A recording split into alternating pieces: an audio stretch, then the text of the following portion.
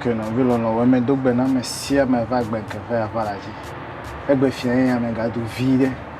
Ben, ma pour nous, n'a tonné, ouais, n'aimez au sous. Tu as les yagbe à yingobon. Vous avez ma idina, n'y a mais y a 20 modula. A bien que faire à la nia. Nous connaissons Edem.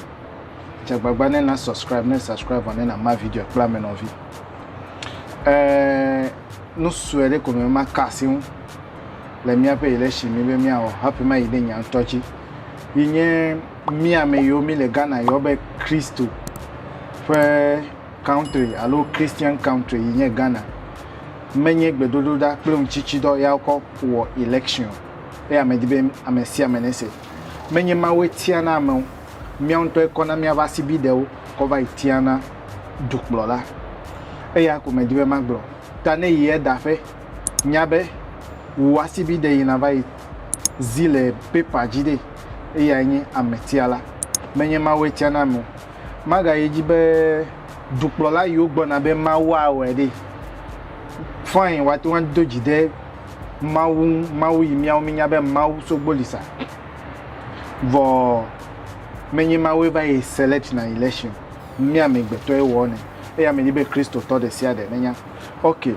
egbenya so imebe ma funu now maglo le monji e anye miawe Christmas mi no tutu Christmas mi no dudu de mia de konuya alo amabubu pe konuye e anye nya de kame dibe ma biawe Christmas mi duna Easter mi duna mia de konuya ba manana nyabe he yovo Africa de onge jime kuna mi yonye mi ape culture evalia onge jime kuna mi nyomi abe educational system bon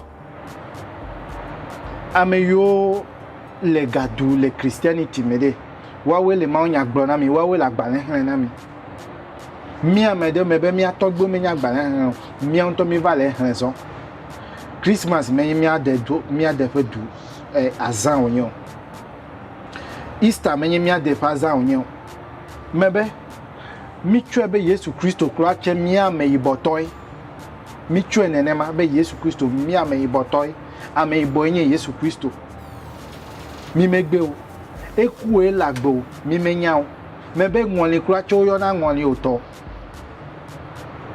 Yesu Kristo beku e ya nto gabu ida ya mere metro gbova po nupimi o mechina mi be mi du yo jigbe o mechina mi be mi du yo kugbe o yovo e kwa agba cover na mi ochina mi be mi no wo vo yovo du na opaza e ya ko medibe na bia dokuo na gbogbo idokuo me na bia dokuo sebe enya igbo me de ahachu alo nya tepe $1 ke me va po nupile o $1 de katete me va po nupile o nya tepe de kai magbo na la gbenkepe avalaji be mi dibe mi achi na mi dibe mi achi de ale mi awa fe agbe achi e agbo me na we no celebration from anywhere mi ade konu me mebere le mi ade mere o mele akpale mi aboto mo onye se efia odo na dume to we do na eduvio we be o mele agala le mi aboto mo me ba agala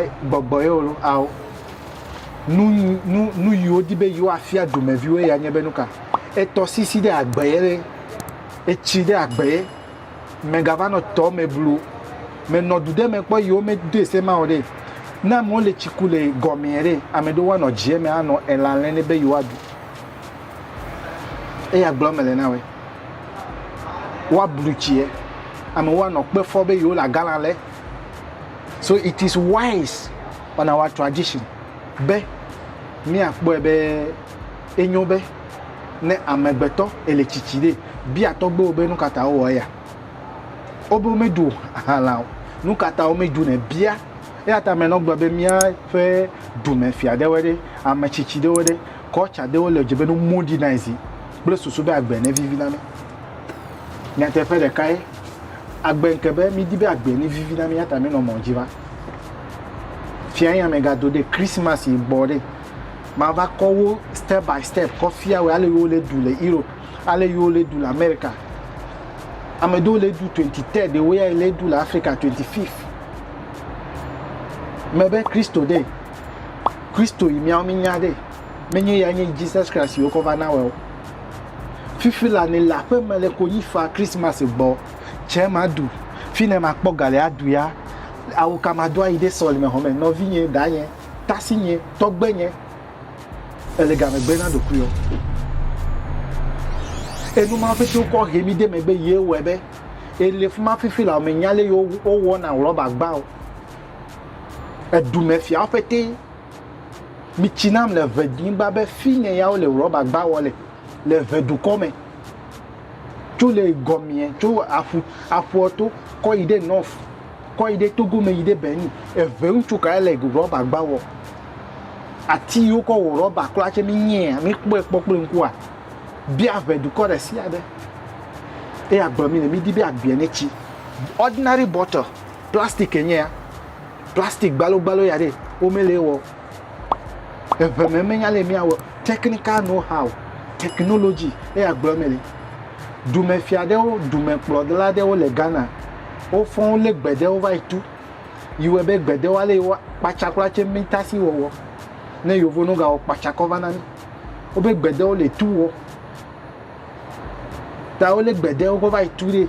Gbede o suso ku. O gba gbede me na gbede o. Technical know-how is being crippled because of politics.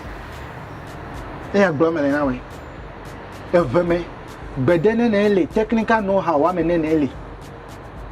Dokpoto. Dokpoto alo maju ebe dokpoto e a le vivina mi le duome. Mega vai fa vide Christmas ta. Yesu Christo never fear me ale yo na mobile phone. Leko yam. Yesu Christo never fear me yam.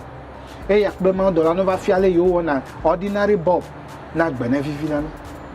Don't cry because of Christmas. Mega fa hade ega inadu, nudu du inadu, akọ du Christmas o mega du Christmas o. Mega buotamo.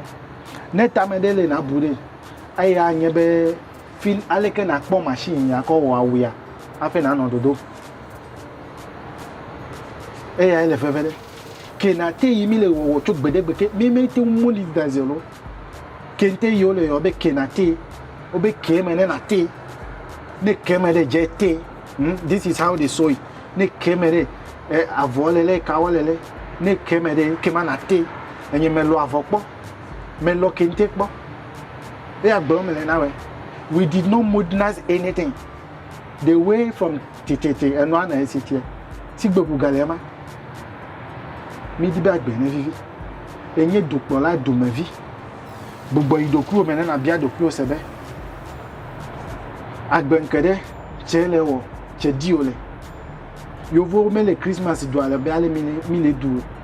O me gbele gama o me ve joga na o pe pastor fifie o le budget o wo dade o le budget o wo la citrole o esu son vide la mi awole pe esu son vide la mi awole pe e je be Christmas ya mi awole na wa sese wo ga wo kotoku me ga ya ko le nu ma o e ya ma chi na o la gbanke fe ya balaji e o hian to fe ga ko nku ko dade o sofo yi chi na o be hian to ayide jifo ni na po wa gbenono da be e la fo zole so me vada awu yo do va so le mede ele de doa mi megbe o no va vous compagnie plate sol me pega no yo sol me vio no va wo do le dorme e ke manu ga no jole mi o ke ma the money is circulating no me ga ko va e Range Rover no kuku wa no ho ga o me be wo na va joga nu e wolia afa na ya yira o ne ko ya yira ko du e me ka yira ya afa ya ko de nyate pe de ka ma gbona la gbe ke pe apalaji no vi lon mega ngo be me be ne va mo jija buba ne na subscribe body ne na ma video pe no view e ke ma mi afete mi achi mi afete mi asoro na de akpo ngogbe na bi me bi adagbe na we mi no ka